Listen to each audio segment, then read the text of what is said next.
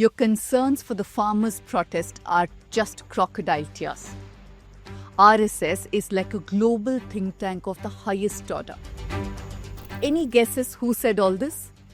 These aren't lines from a Sangh spokesperson. They were all said inside Parliament by none other than Jagdeep Dhankhar, who until recently was the Vice President of India. Now, on paper, the role of Vice President sounds pretty unremarkable.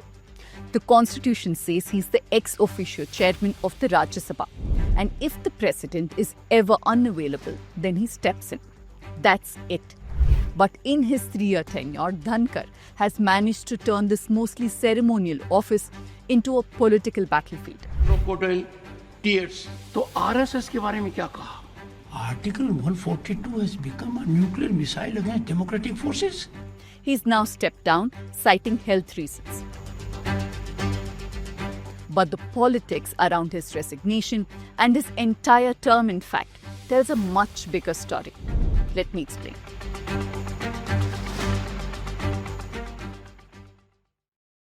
Now, before we get into the details, here's something to keep in mind. The Vice President is supposed to be a neutral constitutional figure, a referee in the political arena. But what happens when that referee starts picking sides, attacking institutions, and pushing a partisan line? Here at the News Minute, we don't stop at surface level headlines. We dig into patterns of power, who's wielding it, who's misusing it, and what it means for a democracy. We don't take political sides, we ask tough questions, and it doesn't matter even if the offices are very high. If you think India needs journalism that asks questions like these, then support our journalism by becoming subscribers of the News Minute and News Laundry.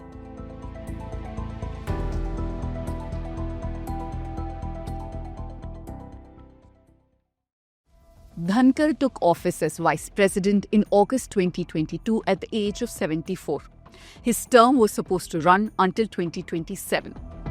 But 2 years in, he suddenly walked out.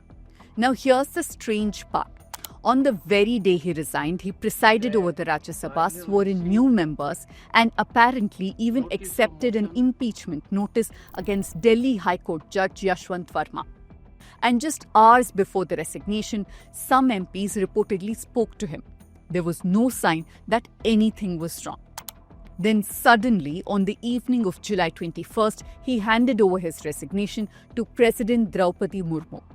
In the letter, he said he wanted to prioritize healthcare and abide by medical advice.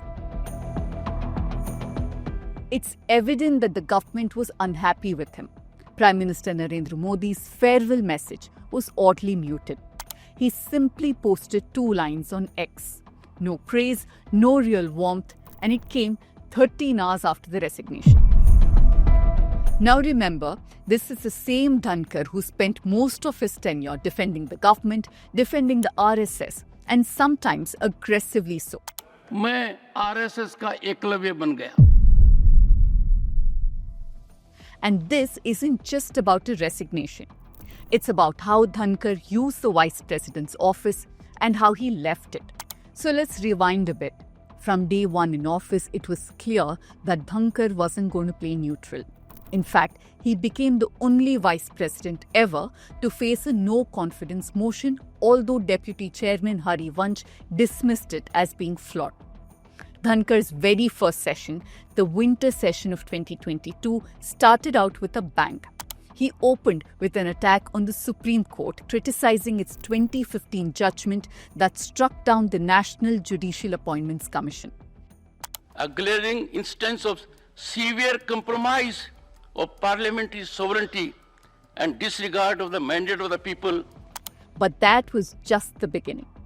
As the chair of the Rajya Sabha, his job was to act like an umpire in a cricket match. Instead, Dhankhar chose to play for just one team, over and over and over again. In August 2023, violence in Manipur was raging. The opposition kept demanding that Prime Minister Modi come to the Rajya Sabha and speak. Dhankhar shut that down. He said he could not and would not direct the PM to attend, and that was entirely the Prime Minister's prerogative. From the chair, a directive of this nature, which has never been issued, will not be issued. Now, technically, that may be true. But when the entire opposition is demanding accountability and you dismiss it, that's a political stand. By December 2023, the situation had worsened. 146 MPs were suspended from Parliament, and most of them for demanding a statement from Amit Shah on a major Parliament security breach. It was the highest number of suspensions in a single session ever. And all of this happened under Dhankar's watch.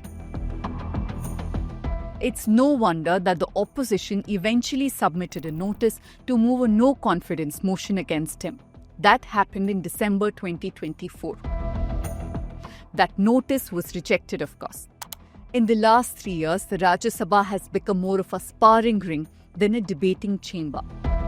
Consider when the opposition raised the issue of farmers' protest, and Dhankar called their concerns crocodile tears. Interest of the farmer is not served by sloganeering or crocodile tears.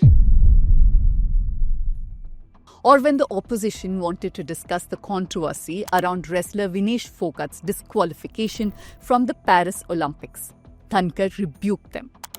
They think they are the only one whose heart is bleeding. The entire nation is in pain because of our girl. But to monetize it, to politicize it, is the greatest disrespect to that girl. Once again, he chose to attack the opposition instead of facilitating a discussion. And then came his bizarre defense of the RSS. He told the Rajya Sabha that the RSS has unimpeachable credentials and is a global think tank. तपस्वी लोग हैं, राष्ट्रभक्त हैं, समर्पण की भावना उत्कृष्ट है, दूसरे विचार को ग्रहण करते हैं. Why was the Vice President of India using Parliament to make ideological arguments on behalf of the Sangh? Once again, that's not what the job is. But what really seemed to provoke Dhankar was Tamil Nadu government's victory in the Supreme Court.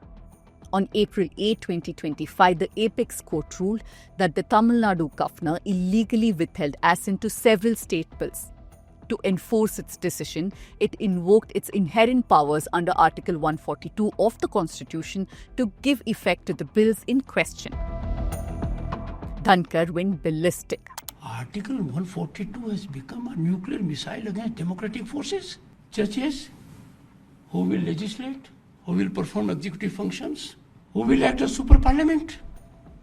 And the Vice President's words acted like a catalyst, leading to more BJP leaders slamming the Supreme Court for standing up for federalism and rights of states. BJP leader Nishikant Dubey even said CJI Sanjeev Khanna was responsible for all civil wars in the country. Now, to be fair, Dhankar wasn't afraid to raise tough questions about judicial accountability and corruption. And those are necessary conversations.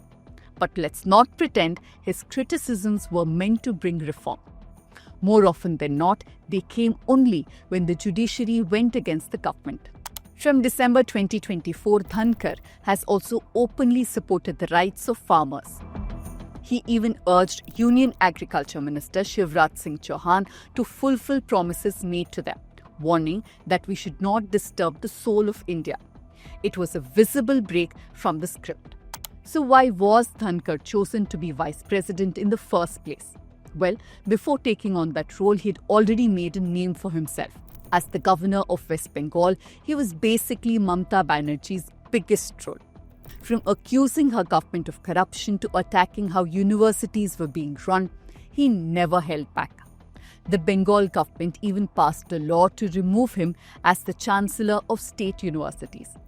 He was also notorious for sitting on bills just like R.N. Ravi, the governor of Tamil Nadu, or Rajendran Arlekar in Kerala. That kind of boat rocking is probably what earned him the vice president post in the first place. But why resign now? Especially given that Dhankar had spent most of his time in office defending this very government, sometimes to the point of being accused of sycophancy. Which is why the Congress was quick to say it believed far deeper reasons lay behind the resignation. And they may have a point. Because when someone who once seemed inseparable from the ruling party suddenly steps away and the Prime Minister barely reacts, something clearly shifted. There are many theories. Dhankar accepted an impeachment motion against Justice Verma from the opposition without getting the government's permission. He basically embarrassed the government by pitching for farmers' rights. He's been attacking coaching centres in Kota, calling them poaching centres. Let's not forget, the Lok Sabha Speaker Om Birla is the MP from Kota. Some reports say his forced resignation was linked to picking a new BJP president. In any case, it's the end of an era, one where the vice president blurred the lines between impartiality and partisanship, where the upper house of parliament became a stage for takedowns and not debates. And while Jagdeep Dhankhar is no longer vice president, the legacy he leaves behind is loud, polarising, and hard to forget. Before I go, here's a quick reminder for you to catch up on all the stories that we have been bringing to you on the alleged mass burials at Dharmasthala. The link of all our important stories is in the description.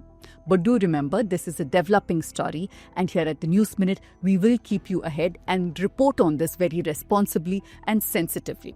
If you appreciate our coverage, then do become subscribers of the News Minute and News Laundry, or you can support all of our reporters by contributing to a spirituality fund.